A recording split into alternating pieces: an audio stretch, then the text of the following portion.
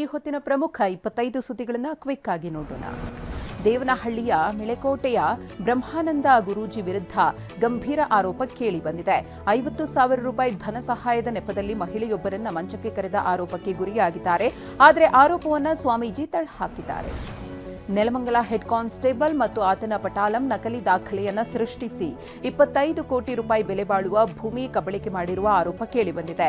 ನೆಲಮಂಗಲ ಗ್ರಾಮಾಂತರ ಠಾಣೆಯ head constable Girijesh Manoj Rohini ಎಂಬುವರ ಮೇಲೆ ಎಫ್ಐಆರ್ ದಾಖಲಾಗಿದೆ. ಕಲಬುರಗಿಯ ಆಳಂದದಲ್ಲಿ ಮತಗಳವು ಪ್ರಕರಣದಲ್ಲಿ ಮಾಜಿ ಶಾಸಕ ಸುಭಾಷ್ ಗುತ್ತೇದಾರ್ ಪಾತ್ರ ದೃಢವಾಗಿದೆ.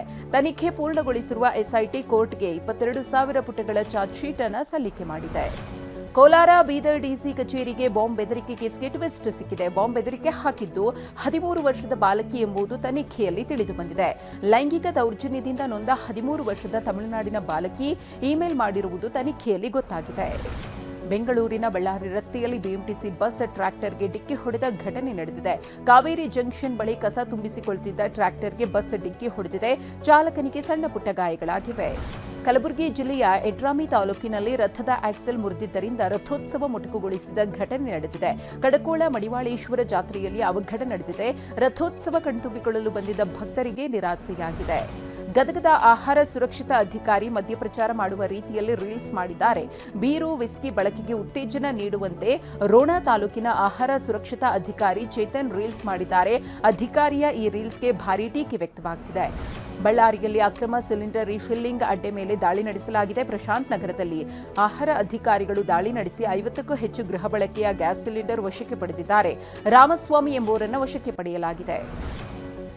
ಕೋಲಾರದ ಮಾರುಕಟ್ಟೆಯಲ್ಲಿ ಬಾಳೆಹಣ್ಣು ದರ ಪಾತಾಳಕ್ಕೆ ಕುಸಿದಿದೆ. ಕೆಜಿ ಬಾಳೆಹಣ್ಣು 5 ರೂಪಾಯಿಗೆ ಮಾರಾಟವಾಗುತ್ತಿದೆ. ಹೀಗಾಗಿ ರೈತರಿಗೆ ಹಾಕಿದ ಬಂಡವಾಳವೂ ಬಾರದ ಸ್ಥಿತಿ ನಿರ್ಮಾಣವಾಗಿದೆ. ತೋಟದಲ್ಲಿಯೇ ಬಾಳೆ ಕೊಳೆಯುತ್ತಿದೆ.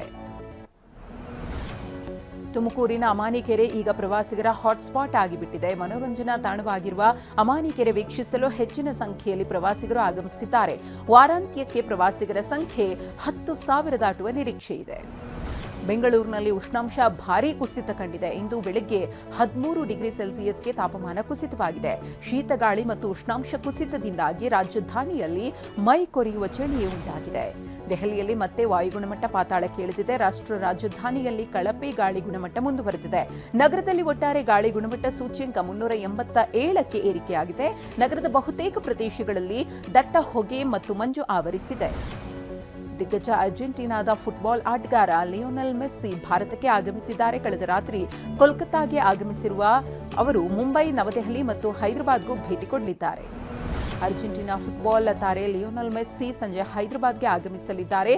10 ಲಕ್ಷ ನೀಡಿ ಮೆಸ್ಸಿ ಜೊತೆ ಸೆಲ್ಫಿ ತೆಗೆಸಿಕೊಳ್ಳಲು 100 ಜನರಿಗೆ ಅವಕಾಶ ಕಲ್ಪಿಸಲಾಗಿದೆ. ಈಗಾಗಲೇ 60 ಮಂದಿ ಟಿಕೆಟ್ ಲೆಜೆಂಡ್ಸ್ ಪ್ರೊ ಟಿ20 ಲೀಗ್ನಲ್ಲಿ ಕರ್ನಾಟಕದ ವಿನಯ್ ಕುಮಾರ್ ಅವರೊಂದಿಗೆ ರಾಬಿನ್ ಉತ್ತಪ್ಪ ಮತ್ತು ಸ್ಟುವರ್ಟ್ ಬಿನ್ನಿ ಸಹ ಸೇರಿಕೊಳ್ಳಲಿದ್ದಾರೆ. ಜೊತೆಗೆ ಆರ್ಸಿಬಿ ಅಭಿಮಾನಿಗಳ ನೆಚ್ಚಿನ ಕ್ರಿಸ್ ಗೇಲ್ ಅವರು ಕೂಡ ಭಾಗಿಯಾಗಲಿದ್ದಾರೆ.